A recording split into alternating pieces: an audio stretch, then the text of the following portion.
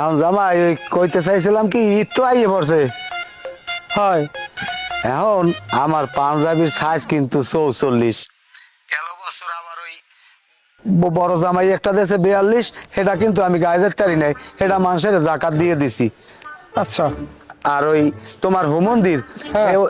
44ও গায়ে দেয়, আবার ওই 48ও গায়ে দেয়। এখন তুমি যদি 48 কেন, সেটাই মনে হয় ভালো হয়। আর তোমার যে ছোট হালাগুয়া সেটা গায়ে দেয় 38 আর গায়ে ফিটিং হয়।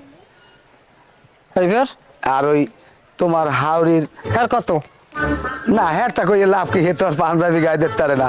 এই হে হ্যালো কি আনবা ওই কাপড় ওই যে জামদামি লাল কাপড় আছে না, হ্যাঁ শাড়ি, হ্যাঁ বুঝলাম। এখন আপনাকে গ্রামে আর কেউ আছে এরকম যে পাঞ্জাবি টাঞ্জাবি লাগবে?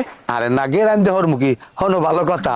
ওই তোমার ওই যে টইলে তোমার হালি, এবার ওই যে হ্যাগো গুড়াগাড়া আমার নাতি নাতকুর হ্যাগো সাইজ আচ্ছা হ্যাঁ গো, সাইজ যদি আপনি না পান হলে একটা কাম করেন, ওই আশেপাশে দেখেন আপনার এলাকায় সার্ভেয়ার কেটা সার্ভেয়ার বলাইয়া এইবার মা পান কত সাইজ, এই মা পাই এবার একটা সাদা কাগজে কালিওর এইবার পর আমাকে বাড়ি দিয়ে যান, সেইবার আমরা সাইজ মিলেইল মনে।